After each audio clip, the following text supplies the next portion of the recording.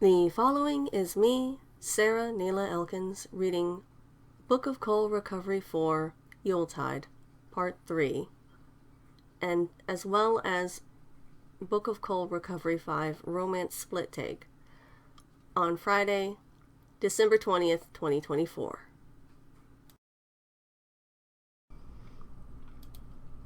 Alright, so today I'm going to be reading Book of CoL Recovery 4, Yuletide, Part 3, as well as Book of CoL Recovery 5, Romance Split Take.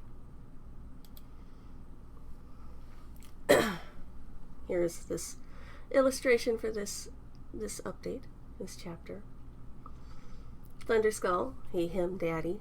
Merry Christmas! Madam Ruff. Merry Christmas, Daddy. Get anything good? Get wasted again? Thunderskull. He, him, Daddy. I don't do that anymore. What I got was a fucking Transformation hoodie for Christmas. Madam Ruff. Whoa, those are pricey. I thought your family was broke. Thunderskull. He, him, Daddy. A, friend bought it for me. Madam Ruff. Really, Daddy? You didn't pinch it? Thunderskull. He, him, Daddy. God, no. My boss would kill me. Here's this post. I'm gonna get my shirt. Now my arms are cold.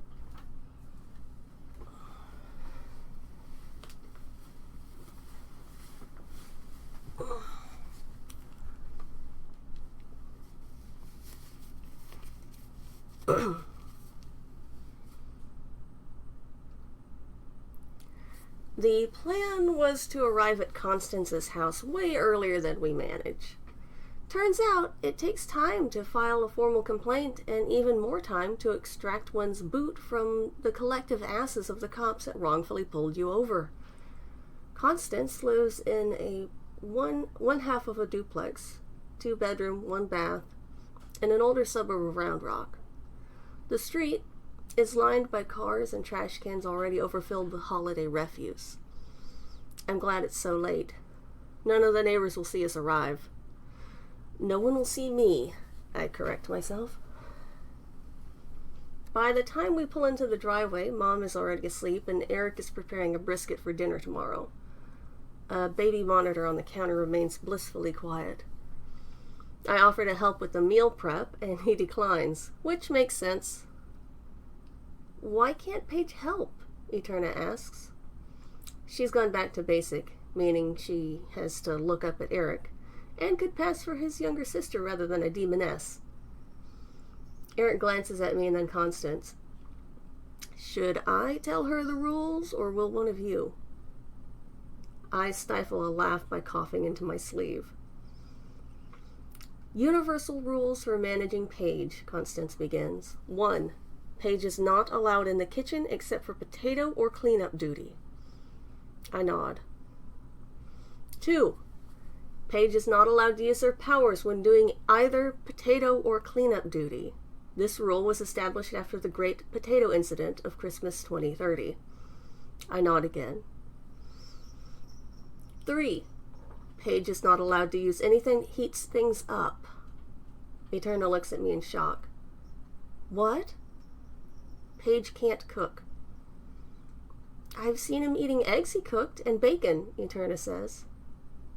And he didn't burn down the apartment complex? That's progress, man. Good job, Eric says before punching me in the shoulder. He wasn't holding back. If I wasn't a Class S, the hit probably would have hurt. Eric is a pretty big guy. He played football in high school and kept the muscle through nursing school where he and Constance met. I made myself pretty buff, but again, if I didn't have any powers, Eric could probably wipe the floor with me, even if this truly was my basic form. Thanks, I reply while rubbing my shoulder. Come on, you know that didn't hurt, he says. I like to pretend I'm normal, I mutter.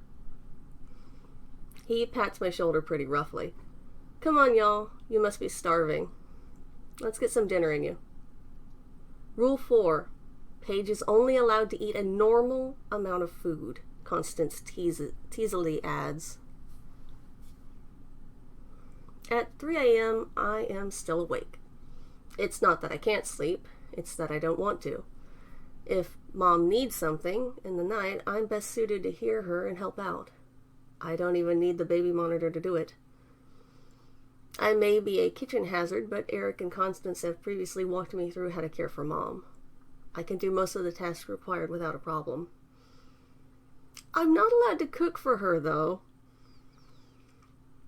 Right now, everyone's asleep, some more deeply than others.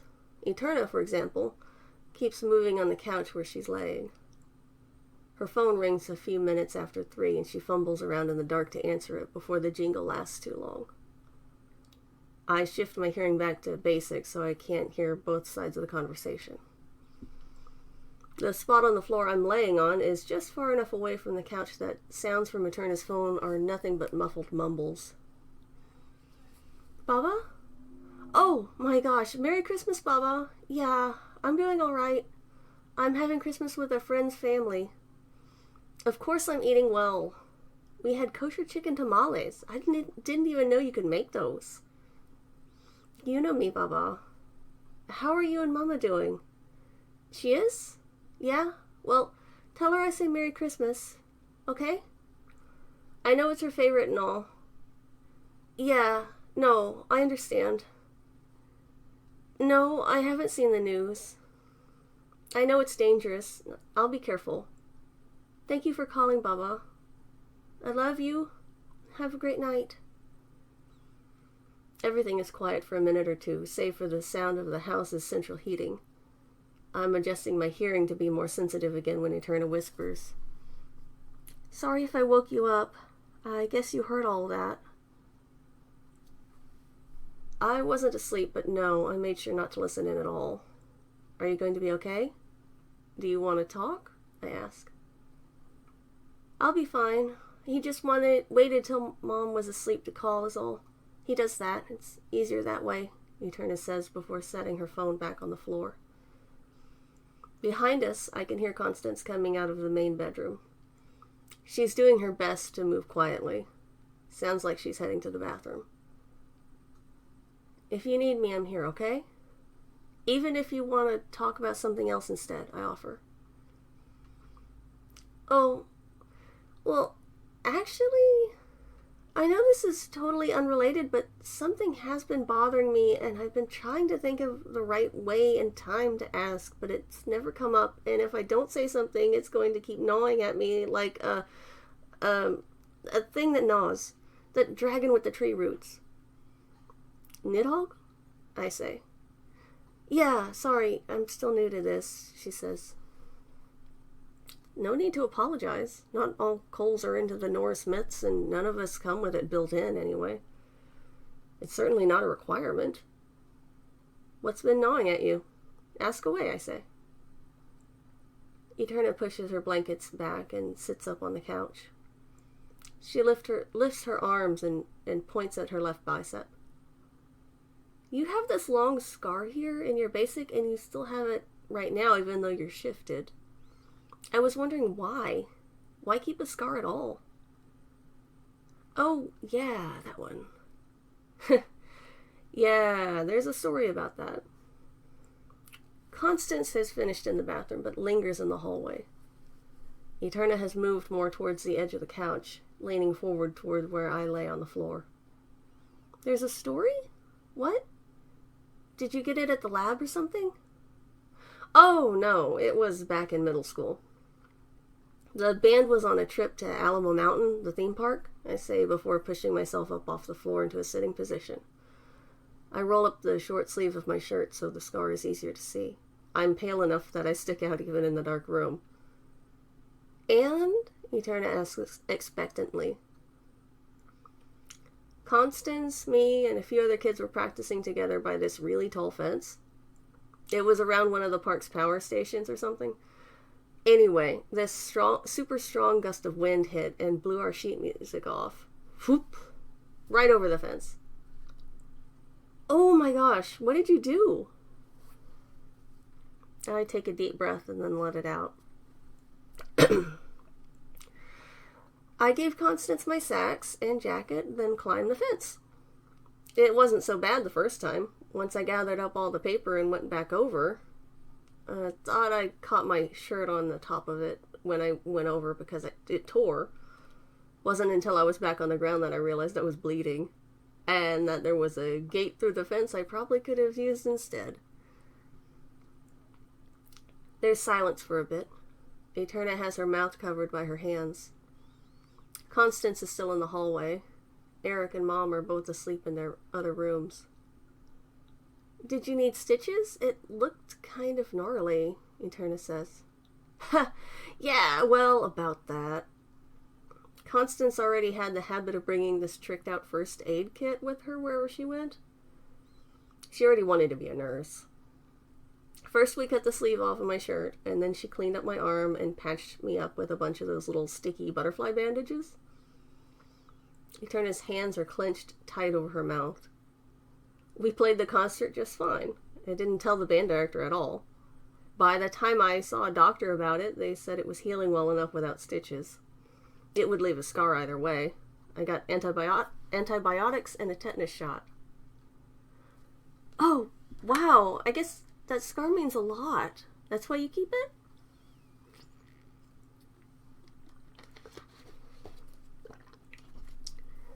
It reminds me my sister's a badass genius and I'm an idiot.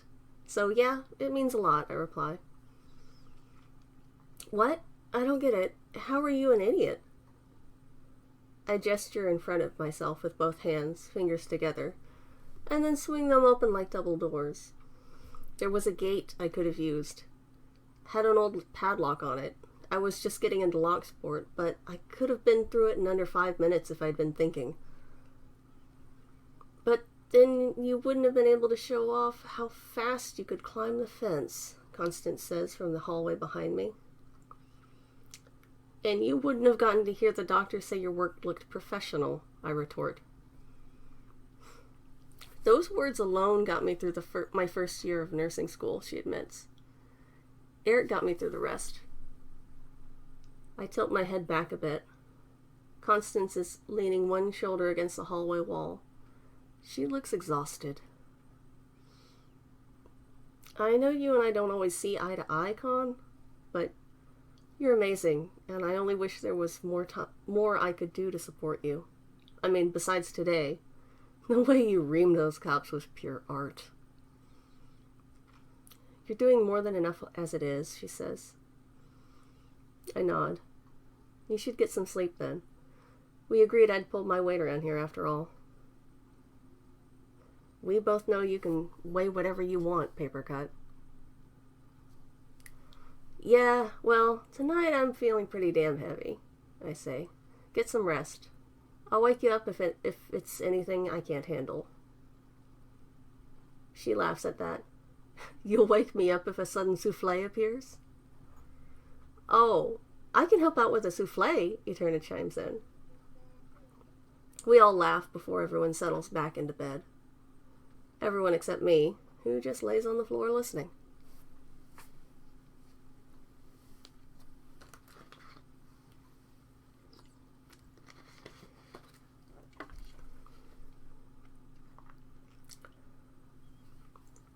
Recovery for Yuletide, Part 3.2. Mom's having a great day. We've gotten through breakfast and most of the presents without her being super confused. She even knows who I am, despite the fact that I'm fully shapeshifted. Or maybe because of the fact? She always liked this form, even if I haven't previously had black hair while using it around her. That big one's from Mom, Constance says. I look over the largest box I have remaining. Want me to open it next? Of course, son, Mom says. Her words are a little slow. You look so much like your father right now. I know he'd be proud of you. I pick up the large box and move it in front of me on the floor, then start to unwrap it. Constance grins when I see what it is. A microwave? I ask. Remember, Paige? Remember the soup? Constance says while stifling a laugh with the back of her hand. What's that mean? Eterna asks our mom. Mom smiles as best she can, but doesn't say anything. I'm worried she's checked out again. The soup, Eric says with a laugh. Oh man, I've heard stories about the soup incident. Constance has trouble speaking due to the cackles she can no longer suppress. Remember the soup burns page? Remember soup can burn? You burned it? We were in high school, I say defensively, and I put that fire out. What did you have the thing set to? Like 20 minutes on high or something? Constance managed to ask between guffaws. My finger slipped. It was 22 minutes, I reply with a laugh of my own. I press the button twice. I wad up a chunk of the paper and toss it at Constance. It bounces off her shoulder while she giggles about my cooking mishaps. Thanks, Mom. This is perfect, I say. I needed to get one since I moved. You moved? Mom asks. Constance stops laughing. We've told Mom a few times that I moved to Austin, not counting when we discussed it during breakfast today. Yeah, Mom, I just moved to Austin recently, I say. Starting a new job and all. I always thought it was cute you worked in a grocery store, Mom says. When you can't cook worth a damn. Yeah, you can get lots of pre-made stuff at work when you stock groceries. It saves time, I reply. And there's an employee discount. Only if you don't burn your house down, Mom says. I haven't actually ever burned a house down, I point out. You've come close, Constance shoots back with a laugh. Oh, so very close, my dear brother. So close. It feels nice to be around family like this. Even if Mom's health isn't the best, she seems like she's improving a little. Today's been a good day for her. But even on days like this, it's clear to see how disoriented she gets. Constance still wants to find an assisted living facility for her, and I will do everything I can to make that happen, even if that means stepping back from the search to let her take over.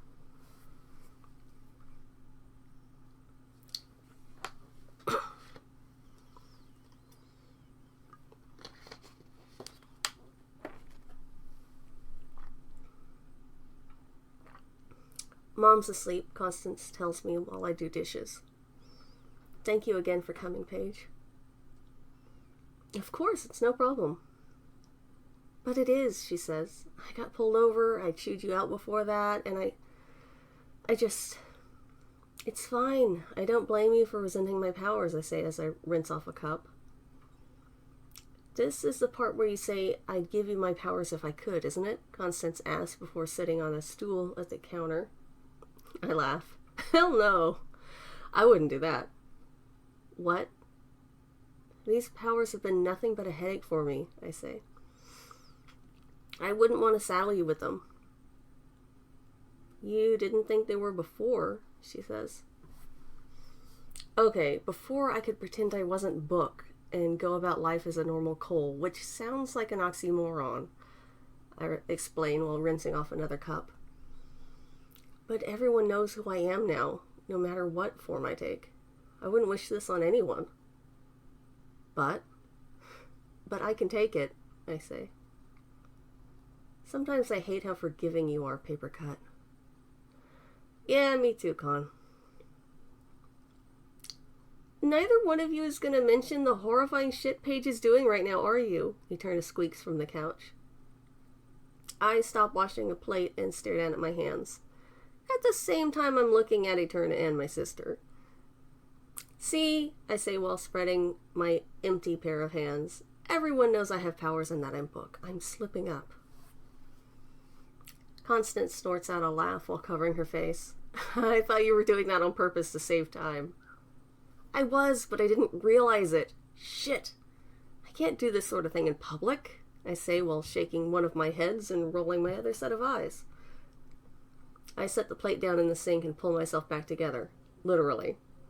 I had partially shifted a second copy of my upper body, head, and arms from my back. Thank gods I was wearing a shift-ready shirt, but then again, tearing fabric would have clued me into the fact that I was turning myself into a human centaur. What would that even be called? Sin? That's not right. Anthropos is human. I rinse off my now only pair of hands and dry them on a towel before turning around properly. I'm still fully shifted in my modified masculine form, but at least I don't look like I was made by some AI art program from 20 years ago. You didn't used to do that before, Constance says. Shift without realizing it. It's been years since I had that problem, and I'm used to pretending to be normal. Everyone knows I'm not, and I seem to be a bit rusty since I hit my cooldown period. Not super rusty enough, but enough that I've pissed the bed a couple times, I say. It shifted in my sleep. I know what pissed the bed means in this context, Constance says. Is Paige decent again? Eterna asks. He is, Constance says. 10 fingers and 10 toes at least. Eterna perks back up. I wanted to say thank you both for inviting me to share the holidays with your family and for the gifts. You've been so lovely. Thanks. You're very welcome, I say. Sorry about a minute ago. It's not your fault. You've been sick, Eterna says. I hadn't thought about it as being sick, I think to myself. Still, I need to be more careful so I don't ruin Christmas, I say. You didn't peel the potatoes with your fingers this time. You did good, Constance says with a shudder. That was super gross that year. Hey, it saved time, I protest, careful not to get too loud. No one wanted to eat your freaky finger taters, Paige. Dad threw up. He was laughing, but he still threw up, she says. Gods, it's good to be with family during the holidays. And that is the end of Yuletide. Next I will be reading Recovery 5 Romance Split Take, which was posted, it says March 31st. I posted it a day early. It was for April Fool's Day.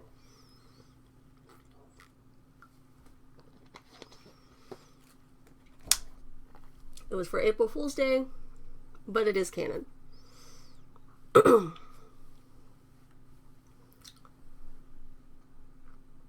Romance Split Take.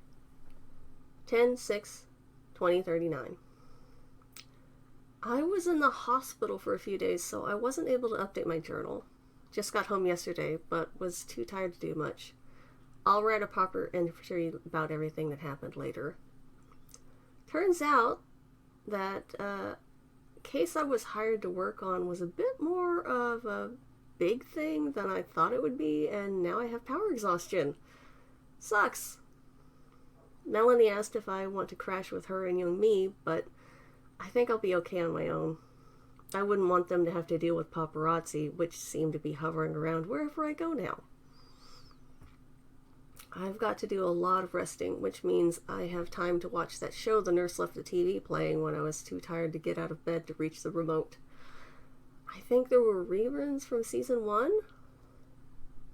I need to look it up. It was called Romance something.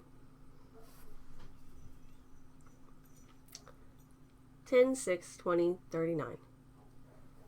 Apparently Romance Splits is on season 6 right now? My gods, I have a backlog to work through. I guess that's okay. I have time.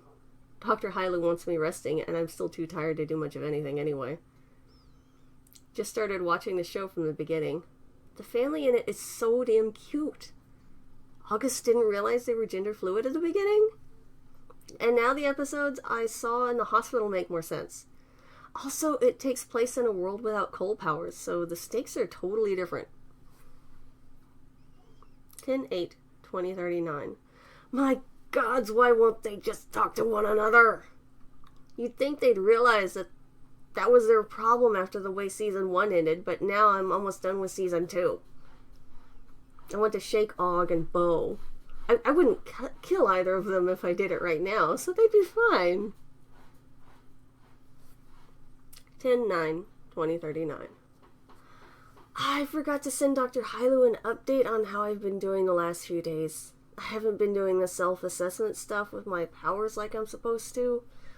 I've been a bit distracted. Tried to explain the romance split show to her and how literally all of the conflicts would be resolved if Bo and Og would stay on the same page for more than an hour.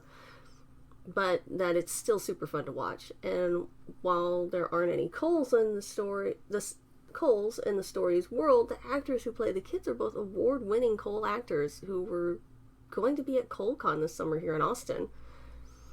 That was about when her eyes glazed over and she face-palmed. We were using a video call. She's not happy. Says I need to be resting and not binge watching a 6-year-old show. It will still be there when you get better. I think she's extra mad I stayed up last night watching the rest of season 2 and didn't get any sleep. I didn't tell her I did that. She figured it out based on my face. I forgot I can't use my powers to hide that I didn't sleep. Apparently I, quote, look like shit today, too. Whoops. I guess I'll have to pace out watching romance splits from now on. Personal Journal of Paige Simmons, Volume 12, pages 91 through 96. And then this was whenever we swapped covers. This is Happy April Fool's Day. Well, this is silly. It was also canon, because I decided it could be canon.